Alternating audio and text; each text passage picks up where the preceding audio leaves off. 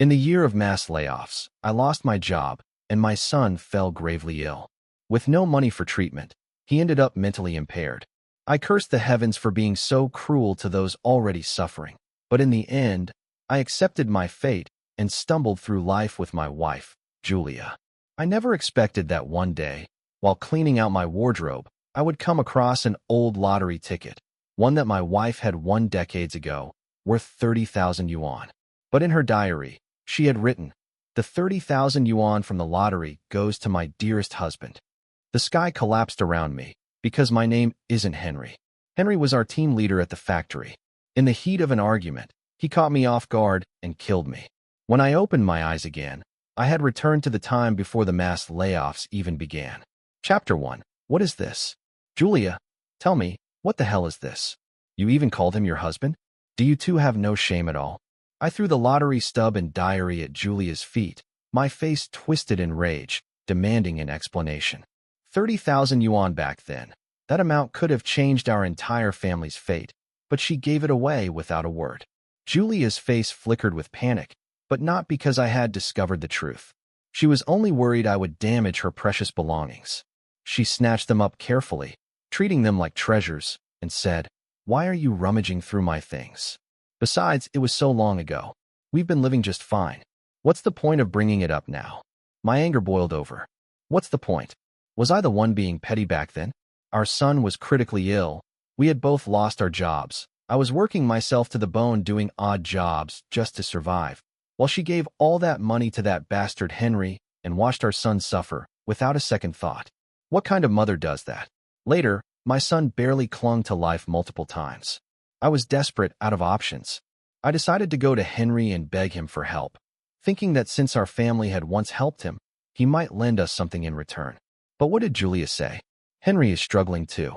His wife died in childbirth and he's drowning in debt. How could he possibly have any money to lend?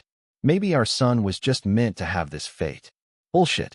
If Julia had brought that money back home, my son wouldn't have suffered, wouldn't have ended up like that. It was never about fate. It was about her selfishness. I roared. Julia, do you think I don't know what's going on in that head of yours?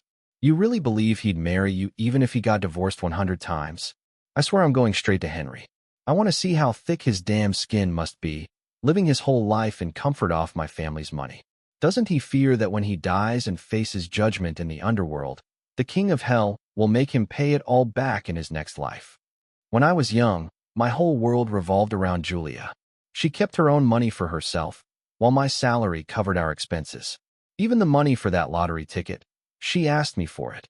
And yet when she won, she didn't bring a single cent back home. Henry had seen my son suffering in the hospital countless times. He watched him slowly lose himself to his illness, and yet he had no problem using that 30,000 yuan to live a comfortable life. To make it worse, every time he visited with some fruit or tonics, I was foolish enough to be grateful, thinking he was a good friend. Turns out the real fool was me. I was the biggest joke of all. Julia, you're not going, Simon, you hear me? Stop right there. I gave that money to Henry willingly. You really have to ruin his life over this. Do you have no heart? How did I end up marrying someone like you? Like hell I was going to listen. I turned to storm out the door, but then Julia, this so-called delicate, fragile woman, suddenly lunged at me and shoved me hard. I wasn't prepared. My head slammed against the ground. For a moment my mind went completely blank. The only thing I could see was my mentally impaired son, pushing past Julia, sobbing as he reached for me. Then everything went dark, and the next thing I heard was, "Simon, it's just a little money to help Henry. Why are you being so stingy?" I snapped my head up. In front of me stood Julia, decades younger. The enamel water jug, the communal dormitory, the familiar clothes. I had come back to the very beginning. Julia continued, "Simon, we're both factory workers with stable jobs. Henry's wife died in childbirth, and he's drowning in debt. What's the big deal if you lend him a little money? Don't be so selfish, all right." It all came flooding back. In my past life, this was when Henry's wife had just passed away. He'd climbed to the rooftop of the factory, threatening to jump. Everyone had talked him down, saying they'd pull some money together to help him through this hardship. That's why Julia came back to ask me to lend him some money. I had been a fool. I actually believed Henry was suicidal. I actually believed Julia's so-called kindness and I handed over the money, and from that moment on, my family's suffering began. Even when I died, I never got that money back. Julia was still nagging. The next second, slap. I raised my hand and smacked her across the face. It felt good. She was still in shock when I slapped her again, left and right, one after the other. Divorce, you shameless, disgusting woman. How dare you crawl into another man's bed while married to me? Marrying you was the worst damn mistake of my life. Henry wants money. Fine. Let him come ask me himself. Since when does a man send another man's wife to beg her husband for money to support him? The walls in these old buildings had terrible soundproofing, but I had nothing to hide. Julia, on the other hand, did. Panicked, she lunged at me, trying to cover my mouth. Shut up. What are you saying? You're ruining my reputation. Reputation? After everything, she still cared about that? I shoved her away with a kick to the stomach, sending her sprawling onto the ground. I grabbed a fistful of her hair and slapped her again, the sound crisp and sharp. She curled up, clutching her face, too afraid to move. I glared down at her and spat. Julia, divorce. I want a divorce. I'm done with you. Chapter 2.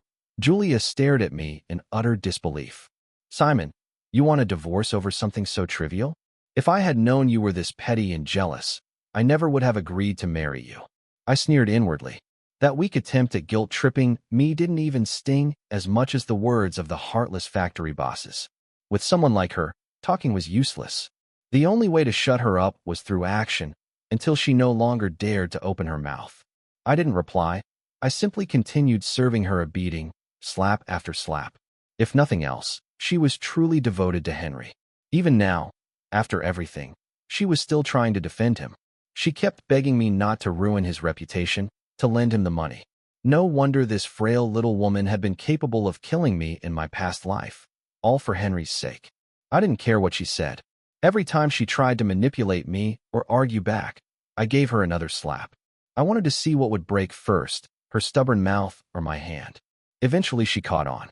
She finally shut up, but she glared at me with pure resentment. At last I let her go and slumped onto the floor, panting. Her voice trembled. Simon, you've hit me enough. Just stop. I cut her off. I'm done hitting you. Now, let's talk about the divorce. Our son stays with me. The house was assigned to me by the factory, so you pack your things and leave. Julia scrambled to her feet, her face twisting with outrage. Simon, you're not only divorcing me, but you also want me to leave with nothing? I never knew you were so heartless. I won't agree. I won't divorce you. Right now, she hadn't gotten involved with Henry yet. She hadn't won the lottery, and most importantly, our son wasn't sick yet. I had to divorce her. I had to make money. I would never let my son suffer the same fate again. Come to think of it, Julia had never contributed to our household. She blew through every penny of her salary, claiming it all went toward groceries, household items, and miscellaneous expenses impossible to keep track of, she always said. But in reality, who was the one paying for everything at home? It was me, handing over my entire paycheck. The more I thought about it, the angrier I got. I landed another slap across her face. Heartless? Sure, I'll be heartless. And you? You wasteful, shameless woman. Who are you to scold me? You live off my money, eat off my money, but if I buy a pack of cigarettes you throw a fit. Meanwhile, I have no right to ask where your money goes. Do you even have any shame? Who the hell do you think you are to say no to this divorce? I stepped forward, pressing on, my voice filled with fury. Fine, if you won't agree, let's take this to your factory. Let's ask your coworkers why you show up dressed to the nines every day. Let's find out exactly where all your money has been going. Maybe the whole time I've been the fool, keeping you fed while you've been spending your salary on some pretty boy. This era wasn't like later times. Everyone in the factory knew exactly how much their coworkers earned. We all lived in the same building. The neighbors all knew each other's business. If I made a scene and an investigation started, Julia wouldn't be able to talk her way out of it. And in this time, cheating, whether by a man or a woman, was disgraceful. If word got out, her chances at any factory awards or promotions would go up in smoke, and everyone who had been competing for those spots would hate her for it. I knew the mass layoffs were coming, but Julia didn't. As soon as she heard I was taking this to the factory, she wilted like a frostbitten eggplant. Pathetically, she pleaded, Simon, I swear there's nothing between me and Henry. Even if you want a divorce, at least think about our child. Do you really think he wants his parents to separate? I hesitated. Before my son, Mark, fell ill, he had been deeply attached to his mother, and after his illness, he understood nothing. I could walk away from this marriage without a second thought. But Mark, could he really bear it? Seeing my hesitation, Julia pressed her advantage. Simon, a child needs his mother. You can't just. Before Julia could finish, a small voice cut through her words. Chapter 3. Dad, if you divorce Mom, I want to go with you. Mark had appeared at the doorway without us noticing. He ran up to me, clutched onto my clothes, and repeated himself. I want to live with Dad. Dad, please divorce Mom. The moment those words left his mouth, Julia raised her hand and slapped him hard across the face. A bright red handprint swelled up on his little cheek, but his eyes remained unwavering. Tears welled up in Julia's eyes. You ungrateful brat. What did I ever do to you? How could you want your father to divorce me? I immediately pulled Mark behind me and shoved Julia to the ground. I roared. Who the hell do you think you are to lay a hand on my son? Listen to me, Julia. If you ever dare hit him again, I won't lay a finger on you. I won't even yell at you. But first thing tomorrow, I'll make sure everyone in the factory knows about you and Henry's dirty little secret. Her voice trembled. I have nothing to say to a man who beats his wife. Pathetic. We had been married for decades. I knew exactly what she was thinking. She wanted to run away and avoid dealing with this. Not a chance. I chuckled. Go ahead, Julia, step out that door.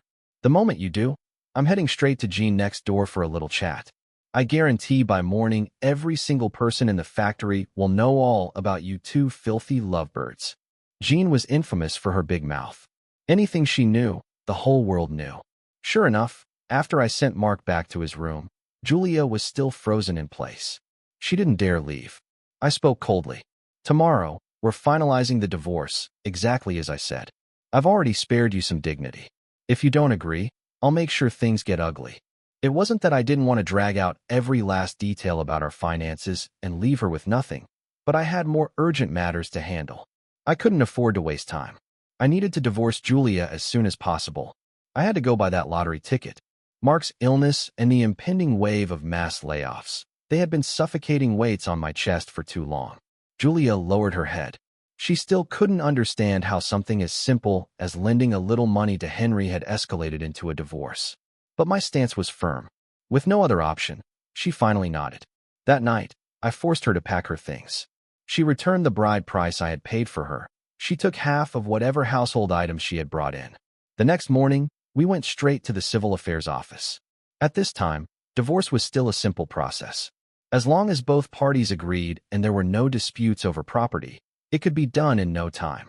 And just like that, I held my divorce certificate in hand. I looked at Julia one last time and said, move your things out today. Whether you go back to your parents' house or wherever, I don't care.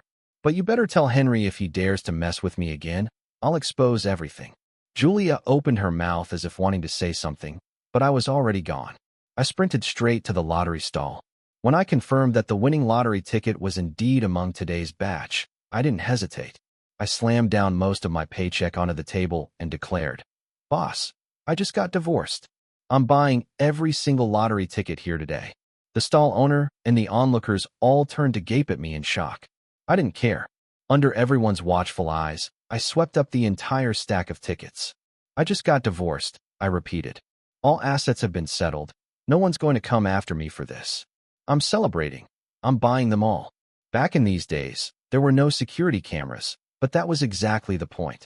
By making this a public spectacle, I was ensuring that every person here would remember it, because in the future, they would all serve as my witnesses. Chapter 4.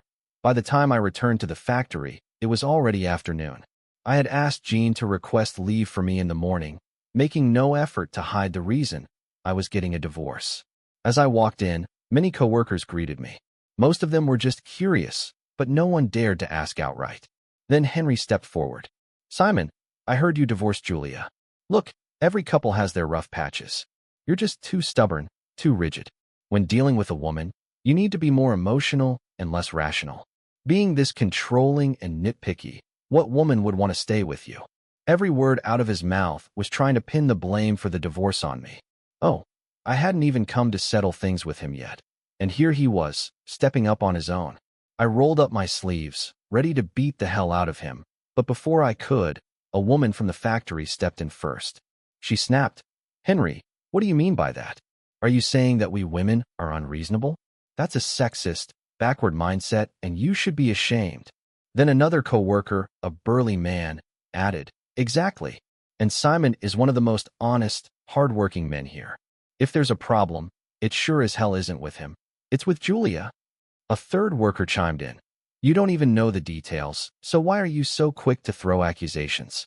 Henry, you have a terrible way with words." I looked at the co-workers speaking up for me, and suddenly my eyes burned with emotion. In my past life, when the layoffs came, everyone lost their jobs. I was so consumed with scraping together medical expenses for Mark that I barely had the energy to care about these relationships. Now these people were standing up for me. For the first time, it truly felt like I had been given a second chance at life. Henry's face turned pale. He furrowed his brows, retreating step by step like a cornered rat.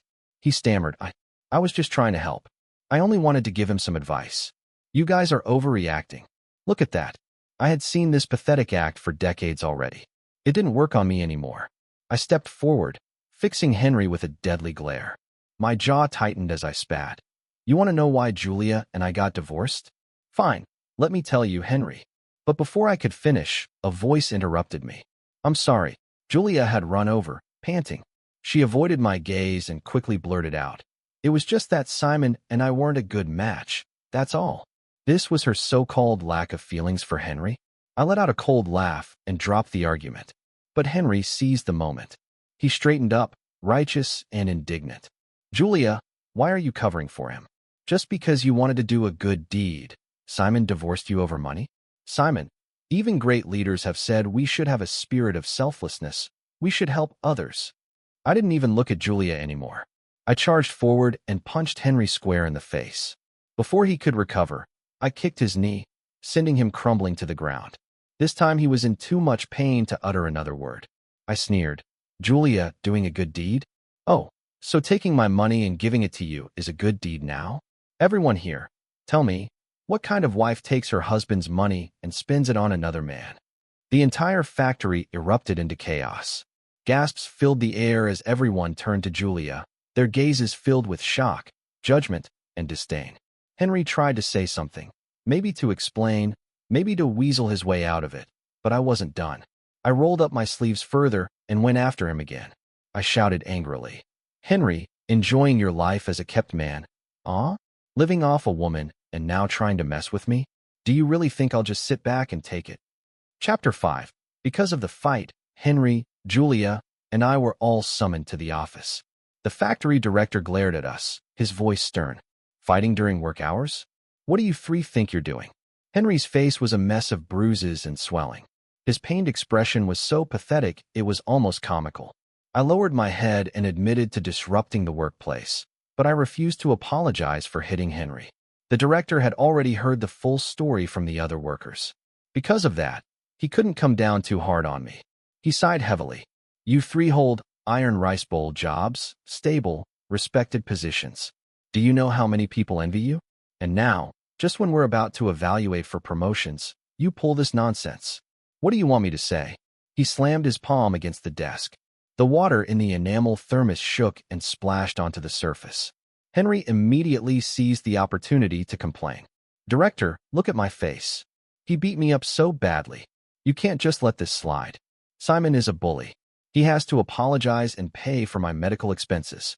The director's face darkened. "What? Henry, after everything you've done, you have the audacity to demand compensation? You ruined the factory's reputation. And you, Simon, you're hot-tempered and reckless. You two are both problems. There will be consequences." With that, he made his decision. "Simon, you'll have half a month's wages deducted. Julia and Henry, 2 months' wages deducted." "Why?"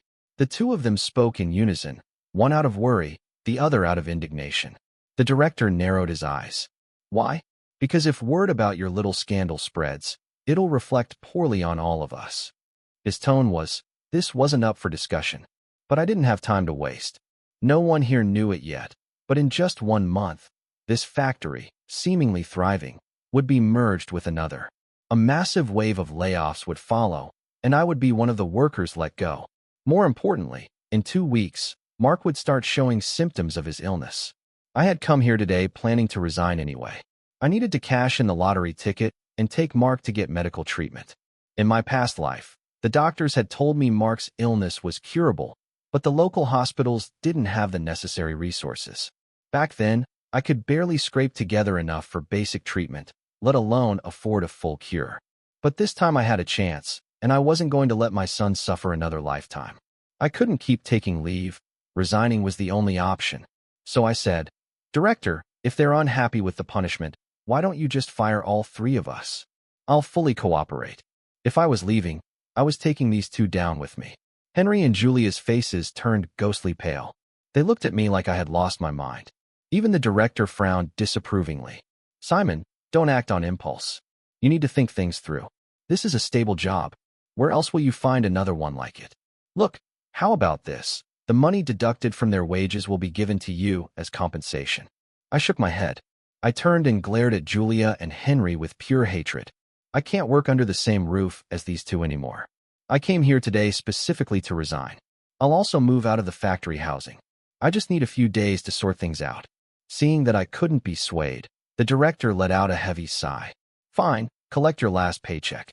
He paused before adding, "But Simon, Julia, and Henry will stay. Everyone is struggling." I nodded.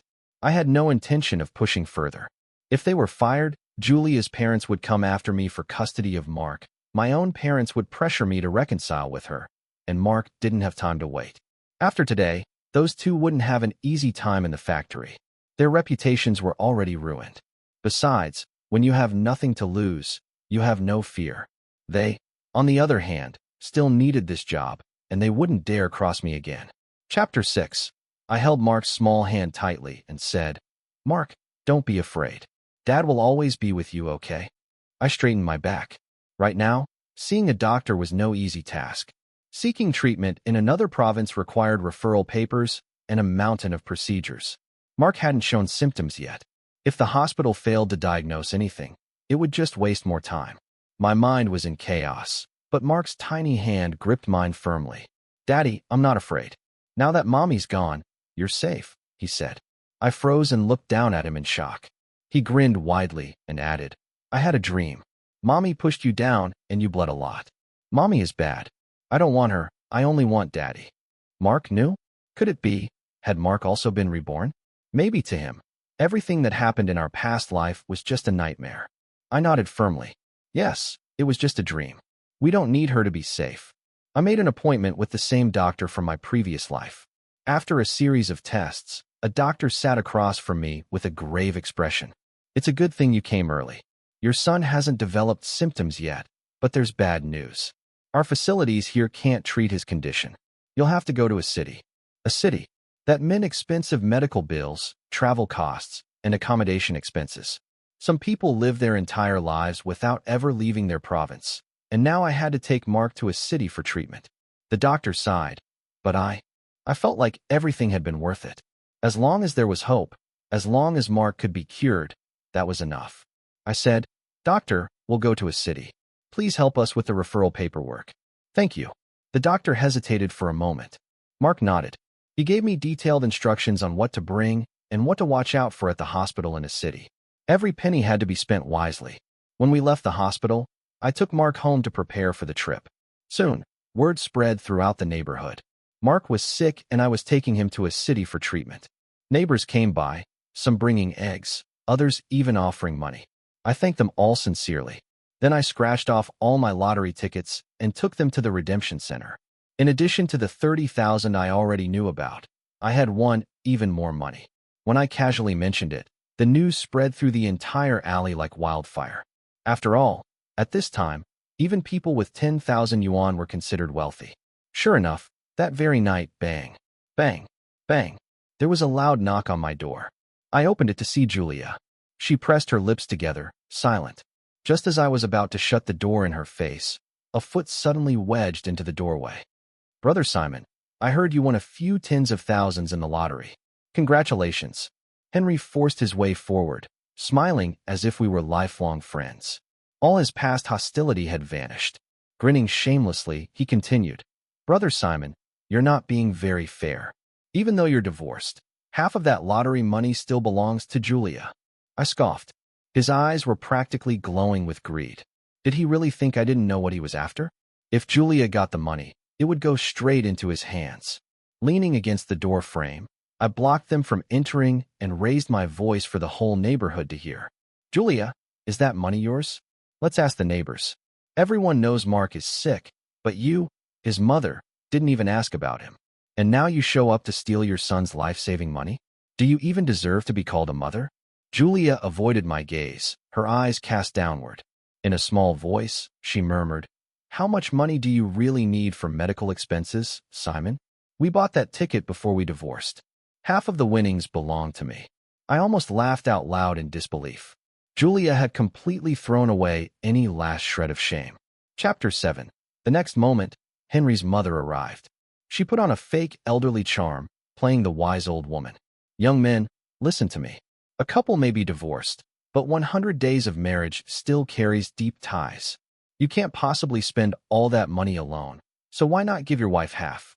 Even if you can't be husband and wife, you can still be friends." How amusing. The son was shameless and the mother was just as thick-skinned. Henry chimed in, "Brother Simon, since you're so well off now, why not lend me some money? Or better yet, just give Julia her half, and she can lend it to me." With that, the three of them tried to squeeze into my house. I blocked the entrance. Inside, Mark had heard the commotion and came out to help me. As I held the door, I saw our neighbors peeking out of their homes. I shot Mark a look. Mark was sharp. Without missing a beat, he plopped onto the ground and started wailing. "Bad people. You're all bad people. You're trying to steal Daddy's money. Mommy, I don't want to die. Please don't take my life-saving money. Mommy, please. I don't want to die." His voice was piercing, filled with desperation and terror, and just like that, people poured out of their homes to see what was going on. I shoved Henry's mother, making her stumble back. Henry, panicking, tried to push me in return, but before he could even lay a finger on me, I collapsed onto the ground myself, trembling. This era was different. People weren't used to seeing this kind of scene. Instantly, a crowd formed, shouts of outrage erupted. "Julia, Henry, what the hell are you doing? Bringing your lover here to beat up your own husband and son? Even tigers don't eat their own cubs.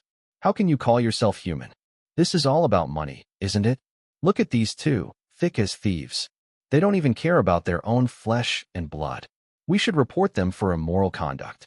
Simon, Mark, don't be afraid. We're all here. No one is going to take your money." I smirked. Now they were completely ruined. With so many people watching, the three of them immediately switched tactics, trying to reason their way out of it. But their words all boiled down to one thing: money. What they didn't realize was that when I bought the lottery tickets, I had deliberately made sure everyone saw my divorce certificate. My finances were clearly separated. Thanks to my big spender act that day, the stall owner had a strong impression of me.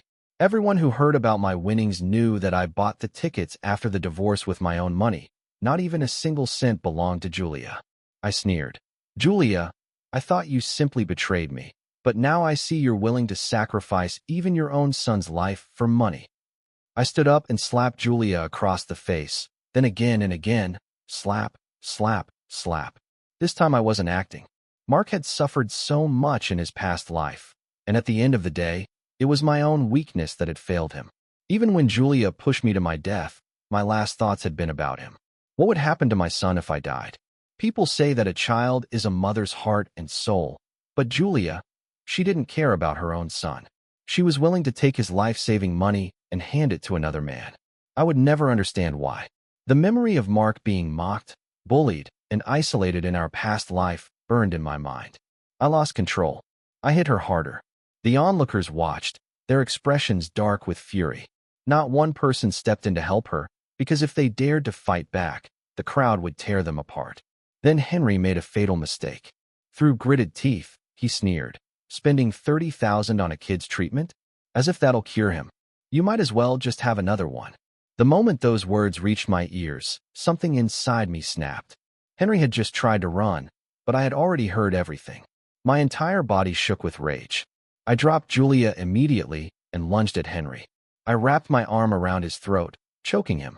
His eyes rolled back as he struggled, his hands clawing at my arms. I tightened my grip. You worthless piece of garbage. I warned. You can have Julia, this pathetic excuse of a woman, but you will not lay a finger on my son's life-saving money. Anyone who tries to block my son from getting treatment, anyone who dares steal his money, I will kill them. You have such a filthy mouth. Fine then, never speak again. Henry gasped and gagged, his face turning purple. Chapter 8. The moment the neighbors pulled me back, I let go of Henry. He gasped for air, clutching his throat as Julia supported him. The two of them stumbled away, limping as they fled. I bid farewell to the neighbors and set off with Mark. Mark, still so small, leaned against me. Every time I looked down at him, he would flash me a bright smile, far too understanding for his age. It was heartbreaking. After several days on the train, we finally arrived in a city. Mark was successfully admitted to the hospital, and only then did half the weight on my chest lift. When the test results came back, the doctor confirmed that surgery was possible and Mark could be cured. I couldn't hold back my tears. I grasped Mark's little hand and said, "Mark, be good, okay? Dad has to go out and make money, so don't run around." After making sure Mark was settled, I took out some money and asked a neighboring patient's family to keep an eye on him while I was away. Then I left the hospital. On the train ride here, I overheard conversations about private businesses starting to emerge in big cities. Like a city, I had no special abilities, no cheat codes, only knowledge of the future. And my target, the largest clothing wholesale market in a city. I couldn't write music like in those time travel stories. The stock market hadn't even been piloted yet, and even when it did, I had never paid attention to it in my past life. Most importantly, my funds were limited. Clothing was an industry with an entry cost I could afford. Plus, after years of watching trends, I had a decent grasp of fashion's direction. If I could secure a city's latest styles at wholesale prices, then bring them back home, where travel was still difficult, the clothes would still be in fashion when they arrived. But reality wasn't as easy as the novels made it seem. I had to visit the market countless times before I finally got a chance to test the waters. Once I built up demand, I secured a contract. During Mark's hospital stay, I worked tirelessly, sketching designs day and night. The moment I established one connection, I used it to open more doors. I seized every opportunity one had. Mark was still young, his treatment was timely, and finally, after over a month in the hospital, he was discharged. The medical bills had taken a chunk of my money, but I had also made a profit every day. I lugged massive bags of clothes through the streets. To avoid unnecessary trouble, I hired a reliable truck driver through a local clothing company to handle long-term deliveries back home. Our old factory had already been merged, and the old building had been reclaimed. I took Mark straight to buy a house. The future city center wasn't much yet, so the prices were cheap. I clenched my teeth and bought a commercial property too, not outright, but on a loan. Before long, my old co-workers and neighbors heard I was back. Even though they had lost their jobs, they still brought whatever little they could to visit Mark. I asked Jean, "Have you found a job yet?" My heart burned with an idea. Selling clothes alone wouldn't be easy, but I had worked with these people for years. I knew their capabilities and character better than anyone. If I could hire them, not only would I have reliable workers, but I could repay them for their kindness. Jean sighed and shook her head. "It's not that easy, Simon. Things are tough right now." I smiled. "Jean, come work for me. Bring your son and daughter-in-law too. I'll pay you this much." I held up a number, and Jean's jaw dropped. Before she could refuse, I said, "Jean, I rented a store. My stock will arrive in a few days. I'm not just giving you free money. I need your son to handle deliveries, your daughter-in-law to be a model, and you to take her out and show off the clothes. If anyone asks, tell them where to find our shop.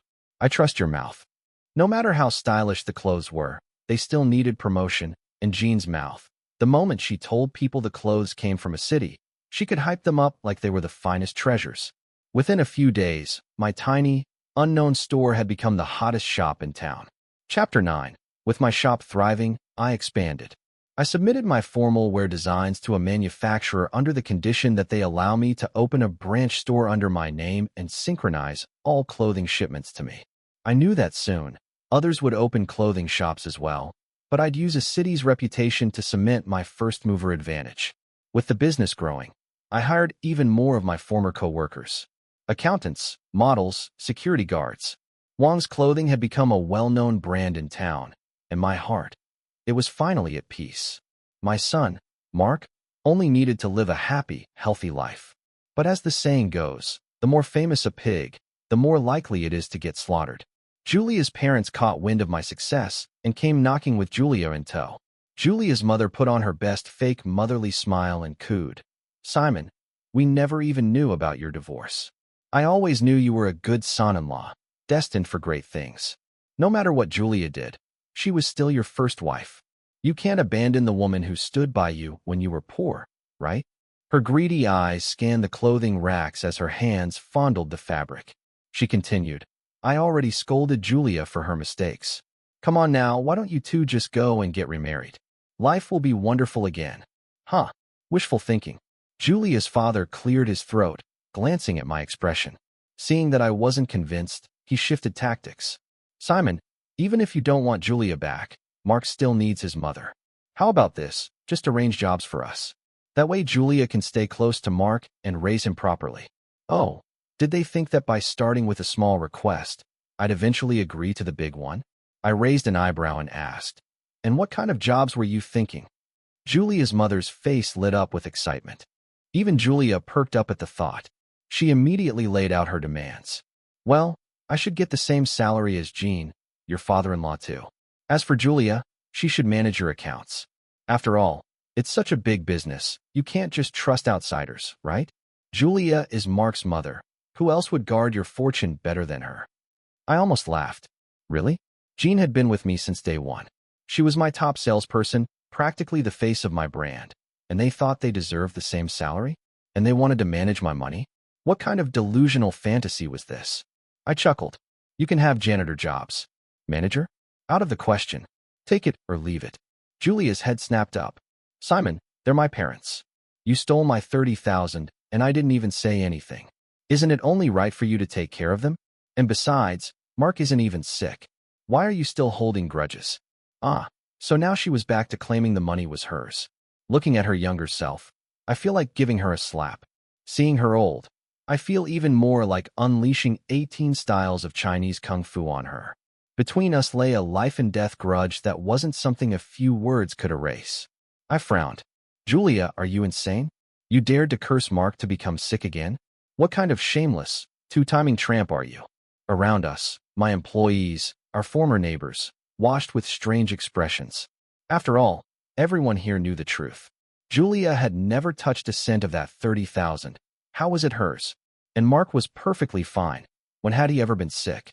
She was spouting nonsense. With no argument left and no numbers on their side, Julia and her parents slunk away in humiliation. But I wasn't stupid. My business had been booming for a while now. Why had they only just shown up now? I had someone look into it, and sure enough, I found something. After our divorce, Julia had gotten together with Henry. The two had gone to the hospital together before meeting each other's parents. It was obvious. Either they wanted my money or Julia was pregnant with Henry's child and looking for a fool to raise it. If this attempt failed, they would try again. Well, since they were so madly in love, I would make sure they were tied together forever. With money, anything was possible. After days of surveillance, I finally caught them alone together. A single fire didn't burn the house down, but it did burn their reputation to the ground. Julia tried to cover her face, but she couldn't hide her bare body. Henry was in just as miserable a state. I clapped mockingly. Well, isn't this my ex-wife? Just a few weeks ago you were begging me to take you back, and now you've already found a new man? A divorced woman and a lifelong bachelor. How perfect. Congratulations." Julia's face froze. This sealed their fate. Once their relationship became official, there was no way she could come crawling back to me or steal my money. Last life, I had suffered. Mark had suffered. But this time, she could rot with that freeloader, Henry, and raise his child. I was going to enjoy this show. Julia panicked. She grabbed my arm, pleading, "No, Simon, please believe me. Henry got me drunk and took advantage of me. I was confused. I only love you. I am your wife, Mark's mother. Please don't leave me." Henry's face twisted. He was a lifelong bachelor. If Julia left, he'd lose everything. He immediately pulled her back and shouted, "Julia, how dare you say that? You're already pregnant with my child." What do you mean I took advantage of you? Don't try to push the blame onto me. Julia's eyes widened in horror. She struggled desperately, trying to break free of Henry's grip, but in the chaos, she lost her balance. She fell to the ground. Ah! Julia screamed, her hands clutched at her stomach. My baby, my stomach. It hurts. Chapter 10. Julia was rushed to the hospital. The baby was gone. At the police station, the Liu family and Ito family, Henry's side, got into a full-blown brawl. Liu's family demanded that Henry take responsibility and marry Julia, forcing him to legally tie himself to her. And just like that, the two were officially bound together. No wedding, not even a single piece of celebratory candy was handed out. But I was satisfied. Mark was healthy, my business grew bigger and bigger. For Mark's education, I sent him to the best schools. Every year, I made sure he never missed a medical checkup. Who needs both parents when a mother like that was worth less than a pile of money? Mark was brilliant, his grades were exceptional, and he earned his way into the best universities. Finally, I got to watch him marry the person he loved, something I never even dared to dream of in my past life. As I watched his wedding car drive away, suddenly, a figure dashed into the road. They stumbled, slipped, and fell face first into the pavement, blood spilling onto the street. Someone muttered, "Ignore it, ignore it. That person is a professional scammer. They've cheated so many people out of money." Another hesitated, but that fall looked real. Then an old man burst out from the crowd, screaming for money. "My wife. You hit my wife. Pay for her medical bills." A classic fraud setup. Without hesitation, I called the police. With dashcam footage and witnesses, it had nothing to do with us. But this time, the scammer wasn't taken away by the police. They were taken away by an ambulance, because this time the fall was real. As our car slowly drove past, I caught a glimpse of the bloodied figure lying on the ground. It was Julia. Mark noticed my gaze. "Dad, what are you looking at?" I reached out, adjusting his suit with a calm smile. I said, "Nothing. I was just thinking you and your wife must be happy." As for Julia, she had no place in my son's life.